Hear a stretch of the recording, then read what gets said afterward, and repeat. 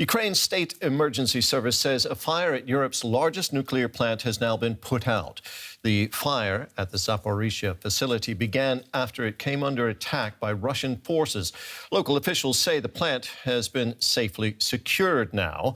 The International Atomic Energy Agency says radiation levels remain unchanged. It has activated its full emergency response mode because of the situation at the plant. The plant produces a quarter of Ukraine's energy needs.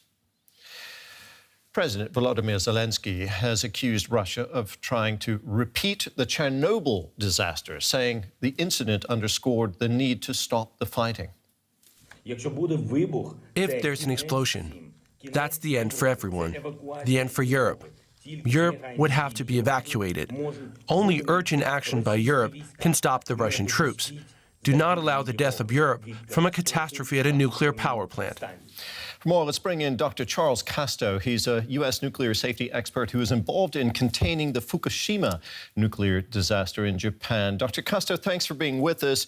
Tell us, what went through your mind when you heard that this Ukrainian nuclear power plant was on fire? Well, obviously, Terry, that's a very troubling situation. There is no rational reason for attack on a nuclear power plant. Tell us how dangerous it is to have a war being fought near a nuclear power plant. Well, obviously, that situation is troubling. However, as you've seen with the state media talking about that it's stable, the operators are able to deal with these types of situations. We've planned for these situations, and the design of the plant is very robust. Nevertheless, that is not a challenge that you want to present to anyone, to any operator at any nuclear facility anywhere. What exactly do you have to watch out for? I mean, if tanks are firing, even if they're not targeting the plant itself, but somewhere near it, if a shell hits the nuclear power plant, what could happen? The most troubling situation would likely be with the spent fuel that's stored in the facility, and that spent fuel is contained and has a containment structure around it, but nevertheless is a part of the plant and part of the fuel system that you would have to worry about. And we saw in the Fukushima case where the Earth attacked the Fukushima nuclear plant, that the operators were able to maintain safety of the spent fuel facility. Is there any international... The reactors themselves... Sorry, go ahead, sir. The reactors themselves are obviously very robust and contained deep in the plant, and it would be difficult to have a serious release. However, that's something we always are concerned with. The spent fuel pools are somewhat more concerning, and as I said, that we have been demonstrated that we can protect spent fuel pools. Is there any international safety protocol for something like this, for nuclear power plants in conflict zones? The IAEA has a response center, the Department of Energy, the Nuclear Regulatory Commission of the United States, and many other agencies, and they have been activated to monitor the situation, and there is remote monitoring of the radiation levels to be able to determine the severity of the accident or the concern that we have in Ukraine. But it's not such that when fighting is happening around a nuclear power plant, it's not that they shut it down?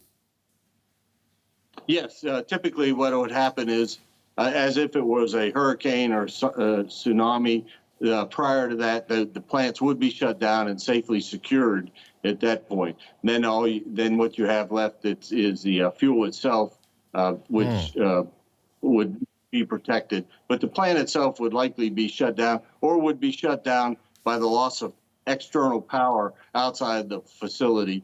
The plants are all likely shut down and secured. Now, many people, not just in Ukraine, many people are scared about this situation with Ukraine's nuclear power plants being in the middle of a war zone. Should they be concerned? Well, you should be concerned. The likelihood of it depends on the magnitude of any attack that might occur. And as I've said, it's extremely robust. The plant's extremely robust, and mostly it would be a area as we saw at Chernobyl and Fukushima would be an area around the plant that would be most susceptible to damage. However, after Fukushima and after Chernobyl, we learned a lot of lessons from those accidents and learned many countermeasures that we can take to minimize the amount of radiation release from a reactor, regardless of the accident that might occur. Dr. Costa, thank you very much. That was Dr. Charles Costa. He's a U.S. nuclear safety expert. Thanks, Terry.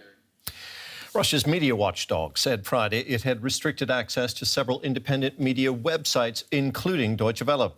The tightening of control over the internet comes just over a week after Russia invaded Ukraine. Access to websites of Deutsche Welle, BBC, and various independent Russian news websites are being limited. Well, let's take a closer look at events in Russia with DW Russian Affairs analyst Konstantin Egert. He joins us now from Tartu in Estonia.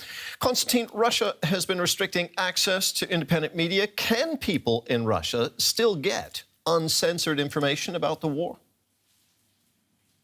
Yes, Terry, but it's increasingly difficult. Just actually 15 minutes before I went on air, several reliable Russian Twitter personalities in whose the veracity of whose reports I can't doubt, started saying that Twitter is now probably in the process of being blocked, and you can't open your Twitter feed unless you use VPN or Tor or any other sort of bypassing device. So it seems that we are, at least it starts to look as if Russia is moving towards a complete blockade of at least social media. Apart from probably the Russian social media like Kontakte, which is a Russian version of Facebook, which is essentially controlled by the government and controlled by the FSB, the Russian Security Service, where content, unwanted content, can be removed. So I think that we've entered very quickly a stage in which Russia is kind of rolling back in time, or rather trying to catch up with China, which, as you know, had internet censorship from day one. So the people in Russia are being increasingly isolated along with the government. We do see some people, however, protesting around the country in Russia, Konstantin. How risky is that for them? Well, it is very risky. The Duma, the lower house of parliament, adopted amendments to the criminal code, which now punish something that's very vaguely called fakes about the Russian special operation and actions of the Russian armed forces with up to, attention, up to 15 years in prison. So that's not a joke.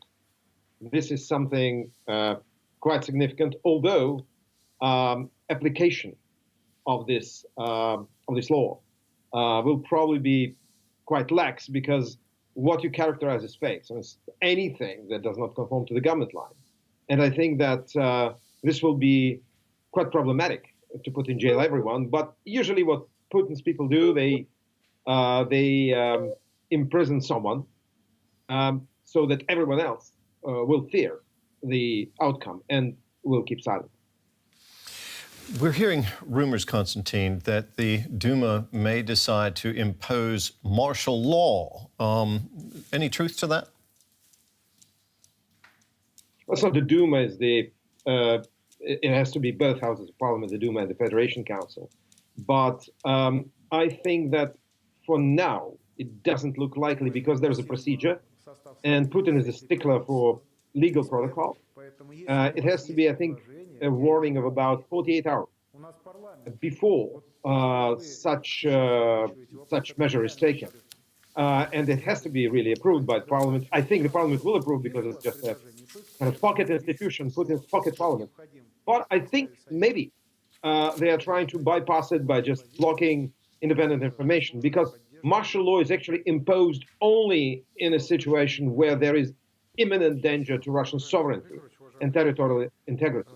Doing that would be admitting that something is badly wrong and all the official reports are actually lies. I want to tell you, Terry, that the last time Russia was under martial law was during the Second World War. So it's going to be momentous, and it's going to be very, very problematic for Putin, both from the point of view of his image, and actually from the point of view of keeping the country together after that, because as we've seen, it's not a very competent military planning. So I think that maintaining at the same time martial law at home and a combat operation, essentially prosecuting war abroad, I don't think that the Putin system is as resilient as to withstand such pressure. Well, that resilience will be tested with international sanctions beginning to bite, the ruble in free fall. Russians themselves are hearing, even from their own government, that hundreds of Russian soldiers have been killed. The Ukrainians say it's in the thousands. With these reports of the horror of war coming out and the sanctions beginning to bite, is opposition to Putin and the war likely to grow in Russia? I think yes. You don't expect revolution tomorrow, although in Russia nothing is impossible. Absolutely nothing. Maybe speaking now and then in an hour we'll be analyzing completely something else. But I think that there were two things which were sort of markers for me personally. One is the fact that the board of directors of Lukoil, which is one of Russia's largest oil companies and oldest actually, issued a collective statement saying that this war should end. It's a bit timid, but it's very clear what they're talking about. And this is amazing because all such companies are completely pliant and completely kind of following the Kremlin line. The fact that a board of directors saying that, not just someone with individual conscience, I think that's probably a precursor of quite a few things like that to come. And secondly, IKEA ceased its operations in Russia from today. And yesterday, scenes, you may watch it on YouTube, scenes of actually people in Moscow mobbing IKEA. That was a sight which I never thought I'm going to see in my life. So the first, if you wish, the first people who will feel the sanctions will be business, as well as the big city middle classes, whose life will never be the same as long as the sanctions are there. I think eventually sanctions will start biting all other classes of Russian society because Russian sort of foodstuffs and drinks and even seeds for the agriculture. A lot of it is imported, and a lot of it is now being sanctioned. So it's going to bite. It's not probably going to be the collapse of the state, but I think that many, many, many millions of people will feel that their life has changed irrevocably. Konstantin, thank you very much. That was our Russian affairs analyst, Konstantin Egat. Numerous cities are under heavy bombardment by Russia, but still remain under Ukrainian control. The Black Sea port of Kherson is the only major urban center to fall since Russia began its invasion more than a week ago. Ukraine and the U.S. accuse Russia of deliberately hitting civilian targets during its attacks. Meanwhile, civilians all over the country strengthen their resolve to fight back.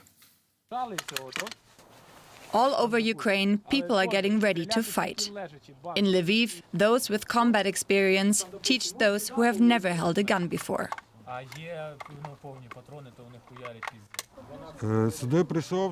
came here to get some understanding of what to do, how to defend myself, and how to survive if the enemy comes. And while it's still calm in Lviv, devastation elsewhere could give an indication of what could come. This is what the outskirts of Kyiv look like. With Russian forces advancing in the east and south, President Vladimir Putin claimed that his so-called special military operation is going to plan. Russian soldiers and officers are acting bravely, like true heroes. Our troops fight with persistence and full understanding that their cause is right. In the south, Russian troops and their tanks have taken control of the key Black Sea port of Kherson. They are also pressuring the port city of Mariupol. There's no water or electricity in the depths of winter.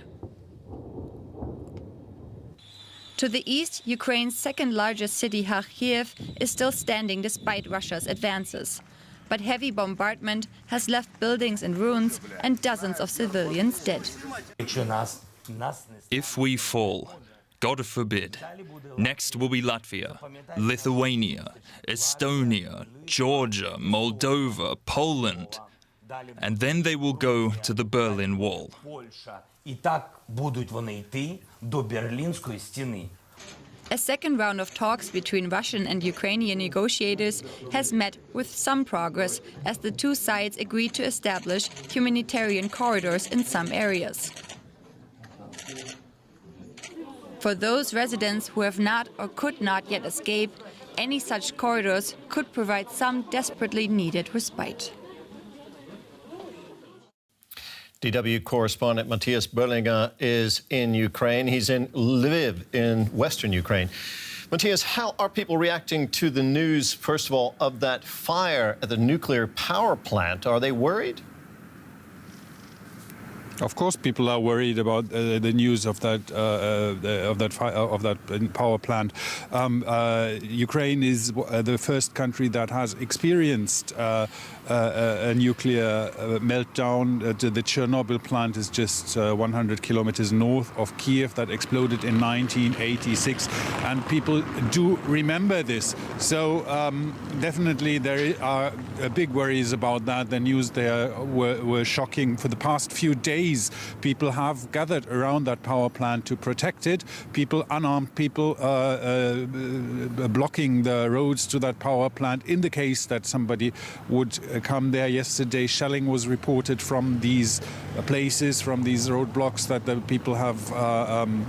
They haven't set up roadblocks. They have been standing there with their bodies to protect the power plant. So, and then they moved barricades on the roads, mostly like vehicles. Yeah, this is of course shocking. People have been aware of this risk for some time. Matthias, give us the situation, give us the latest on the situation in Ukraine. Where do things stand this morning? Lots of things going on. As every day, Mariupol is still encircled and under siege, and Kyiv attacks on Kyiv are ongoing in the suburbs of Kyiv, and there is the fear that Russia might try to lay siege on the capital as well. That's the news this morning.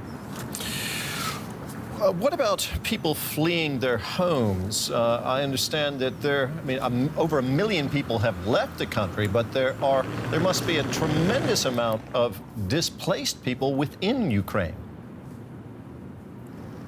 Of course, there are many people who have fled their hometowns and are now traveling either towards the western border or towards the southern border. So that's the borders with Poland, Slovakia, Hungary, and Romania.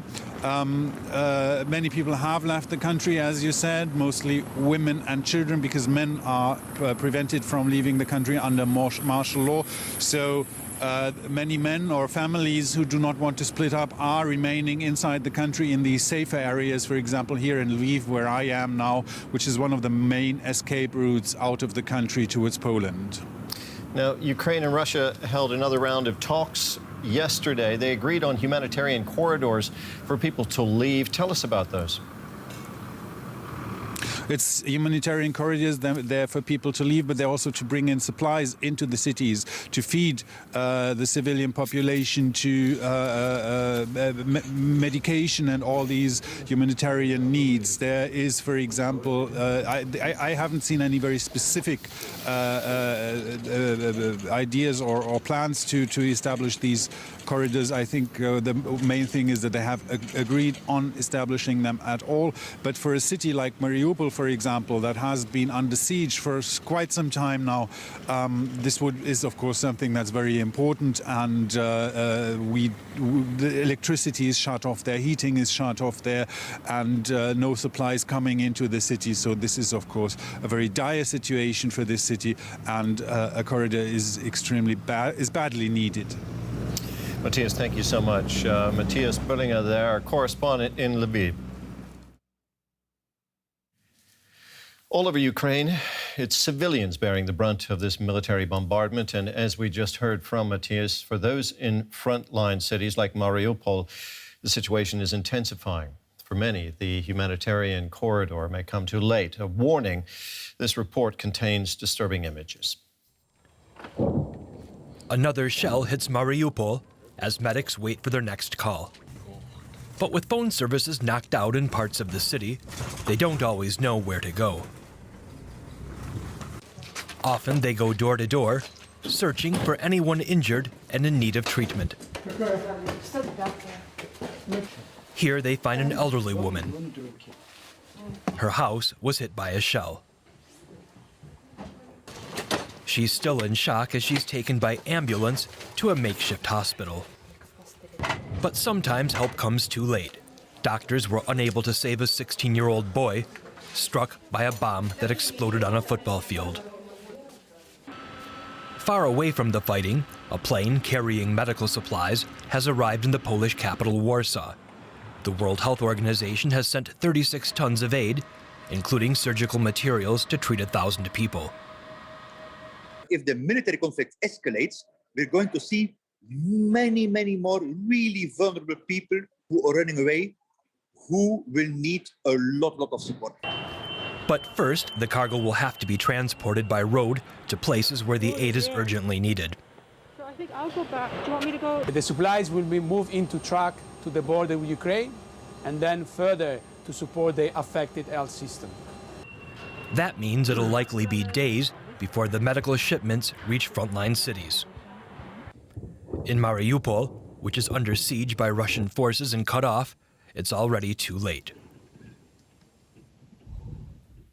Meanwhile, the exodus of people fleeing the war continues, mainly women and children, as most Ukrainian men are required to stay behind to fight. Poland is receiving the biggest number of refugees, but other neighboring countries are also taking in people desperate to escape Russia's assault. DW's Tessa Walter reports from the Slovakian border with Ukraine. A roof over their heads, even if it's just a tent, and a hot meal. Here in Vyshne-Niemieckie, Slovakia, they've found shelter from the attacks of the Russian army in their homeland. Oksana arrived here from western Ukraine just a few hours ago with her 2 children. I was so afraid for my children.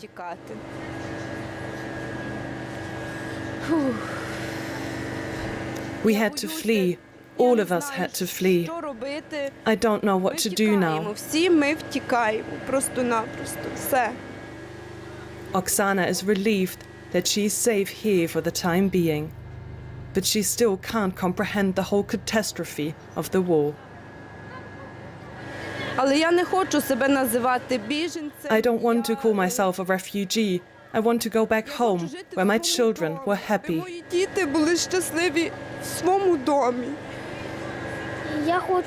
I want to. I'm just so scared.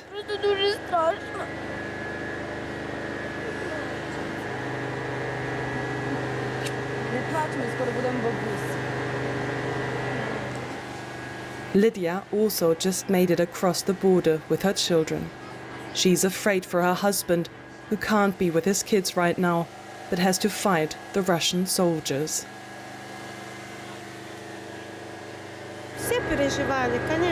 We are all worried. But what should we do? My husband told us to go, and then we went. We may never see each other again. This is not right. If we all have to die, we want to die together. It's not right that my husband is in Ukraine and we are here. You don't want to leave your home. Like Lydia and Oksana, thousands of women and children are fleeing Ukraine for neighboring countries. The families here are trying their best to hold up. Especially the mothers do all they can to shield their children from the horrible situation they are in. But when you speak to them a little bit longer, you realize just how traumatized they are by the war in their home country. Marian Letzo is one of the volunteers who takes care of them. They are sad. It's not very surprising because yesterday they had normal lives and today they are here in Slovakia, and I believe they didn't plan to come here, so it's different for them. They have different lives now. For now, they can only wait until their feet will be on solid ground again. Joining me now is James Elder. He's a spokesperson for the United Nations Children's Fund, UNICEF, in Lviv. James, tell us, what does this war mean for Ukraine's children? Well, very much what your viewers just saw. Deep trauma, separation from families, fear, and for an increasing number, it means the end of their life. We are seeing children being killed and injured in this conflict as things continue to escalate. So across the board, this is nightmarish for children, for very large numbers of children. How can children begin to process the hell of war? As you say, it's traumatizing enough for adults. How do children deal with it? You know, I speak to so many mothers here, and it's a mix. Some babies sleep a lot more as a coping mechanism. Some are in tears. Some are just frozen and steely. Others console their own mothers when their mothers can no longer keep up that facade of that strength. So it's a whole gamut of things, and it's an area that UNICEF knows, from Yemen to Afghanistan, now to Ukraine. I cannot believe we're seeing another nation. Children learn what conflict looks like, what an air raid siren is, but we know that the quicker this trauma can be addressed, the less chance it has of scarring these children.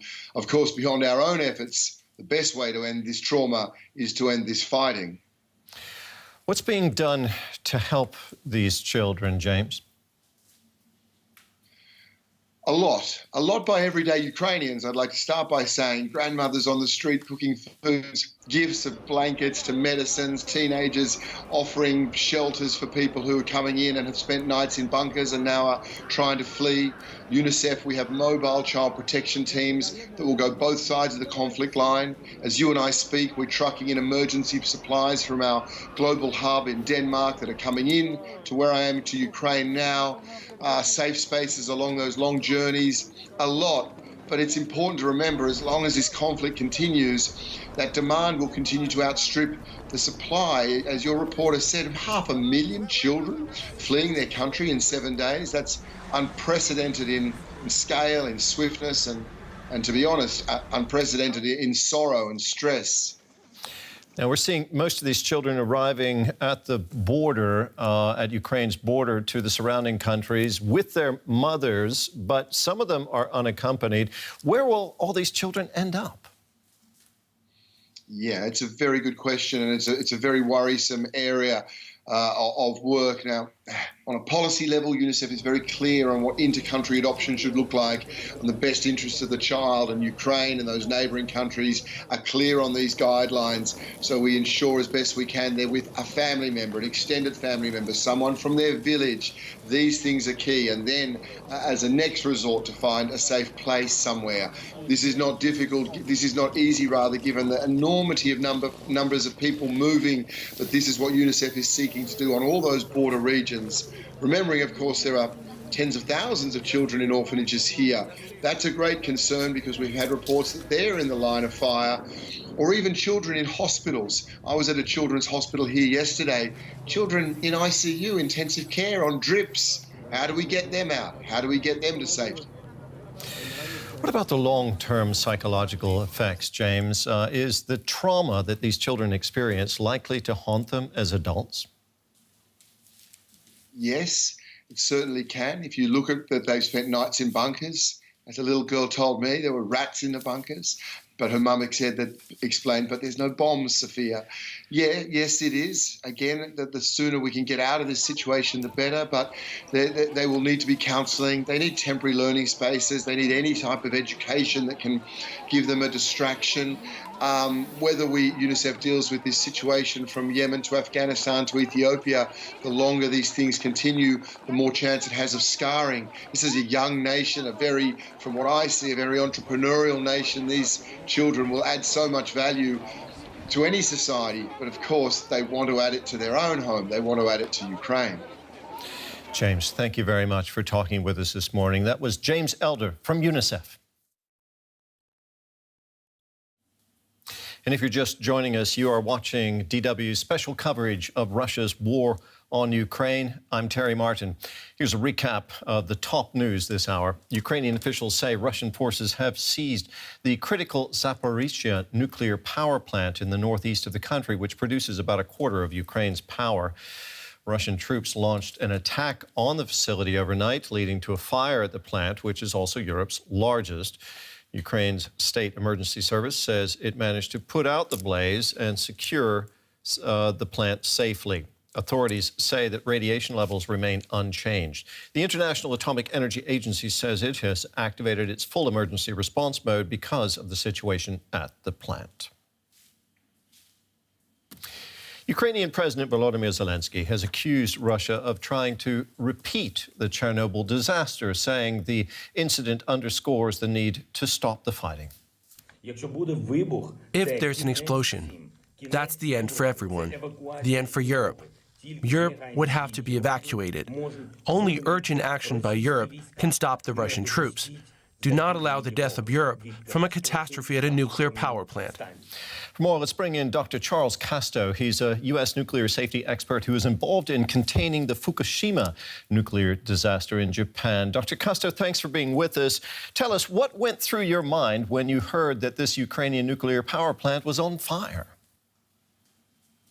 Well, obviously, Terry, that's a very troubling situation. That there is no rational reason for an attack on a nuclear power plant. Tell us how dangerous it is to have a war being fought near a nuclear power plant. Well, obviously, that situation is troubling. However, as you've seen with the state media talking about that it's stable, the operators are able to deal with these types of situations. We've planned for these situations, and the design of the plant is very robust. Nevertheless, that is not a challenge that you want to present to anyone, to any operator at any nuclear facility anywhere. What exactly do you have to watch out for? I mean, if tanks are firing, even if they're not targeting the plant itself, but somewhere near it, if a shell hits the nuclear power plant, what could happen? The most troubling situation would likely be with the spent fuel that's stored in the facility, and that spent fuel is contained and has a containment structure around it, but nevertheless is a part of the plant and part of the fuel system that you would have to worry about. And we saw in the Fukushima case where the Earth attacked the Fukushima nuclear plant, that the operators were able to maintain safety of the spent fuel facility. Is there any international... The reactors themselves... Sorry, go ahead, sir. The reactors themselves are obviously very robust and contained deep in the plant, and it would be difficult to have a serious release. However, that's something we always are concerned with.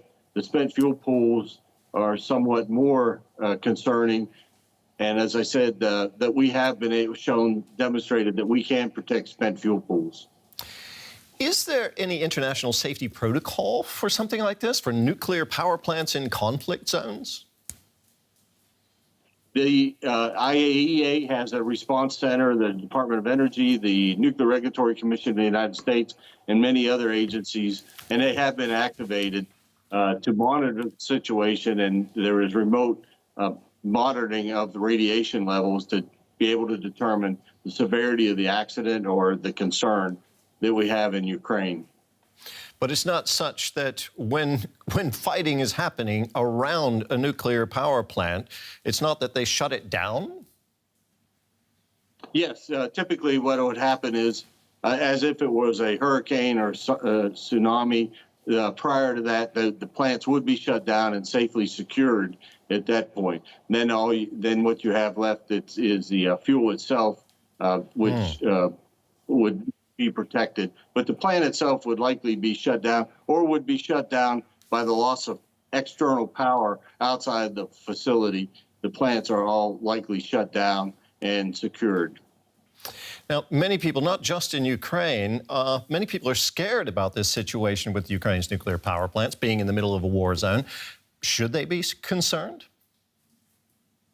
Well, you should be concerned. The likelihood of it depends on the magnitude of any attack that might occur.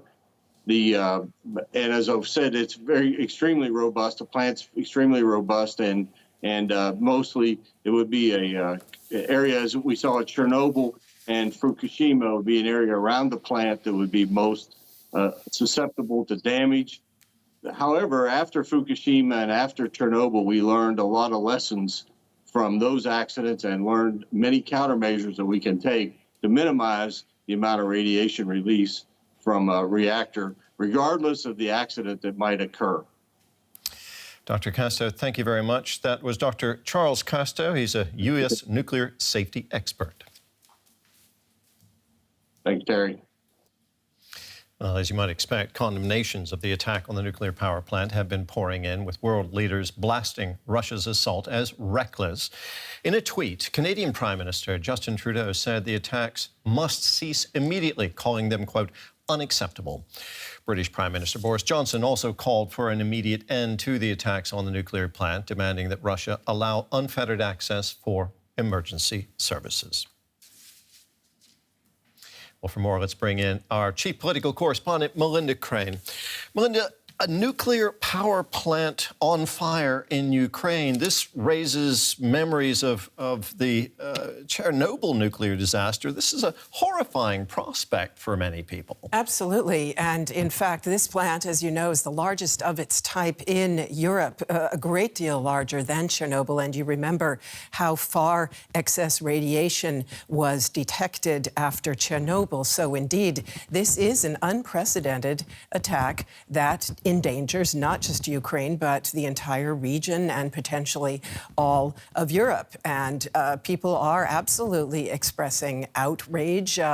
Boris Johnson, not only that statement that you just mentioned there, but in fact saying that we need to see another meeting of the Security Council of the United Nations to talk about this. And President Zelensky, as you also said, referring to this as nuclear terror and calling on European leaders to act. Now, in theory, and you and I have talked about this before, in theory, the entire attack on Ukraine, but certainly this attack, and by the way, even if the Russians say that it was at most a training facility that was affected here, nonetheless, the danger is enormous.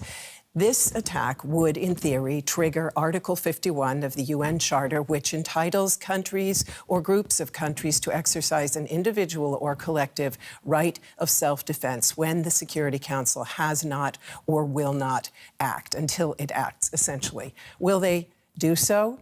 No, definitely not, because that would involve head-to-head confrontation with Russia. The Security Council is not going to act. Essentially, it is paralyzed because of Russia's veto in the Council. And without any Security Council resolution, no one else will act, particularly after the chilling discussion that President Macron had yesterday with President Putin, where Putin made it clear he's prepared to take this, as he said, to the end.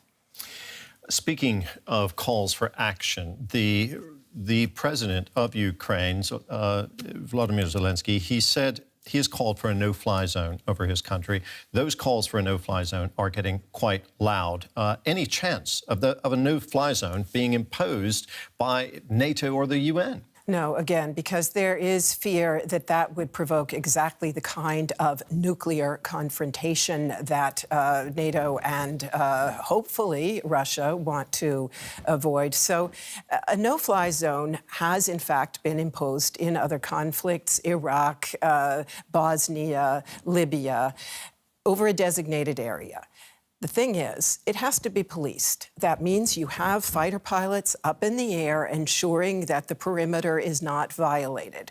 That would mean a potential confrontation between a NATO fighter pilot and a Russian fighter pilot. And don't forget that those Russian fighter pilots, they're hearing Vladimir Putin saying that he's prosecuting this war in order to prevent genocide and so on. That's what those fighter pilots have in mind in that confrontation. And therefore, what we've actually seen happen is NATO has now reset its deconfliction line. That's the famous red telephone, the hotline of communication with Russian officials in order to be sure we don't have miscalculations that could trigger escalation. And certainly that's a reason that they, I think, will not act on those calls for a no-fly zone. Mentioning NATO, NATO foreign ministers are meeting today in a special session. What can we expect there, Melinda? More of the same. We'll hear professions of support for Ukraine itself. We will hear professions of resolve in regard to Article 5 of the NATO treaty, the collective defense provisions. We'll probably hear more announcements about what's being done to shore up the defensibility of the Baltics and other vulnerable countries. And undoubtedly, we'll hear more warnings to Vladimir Putin himself. Will any of it make a difference? Who knows? Melinda, thank you very much for now. Our chief political correspondent.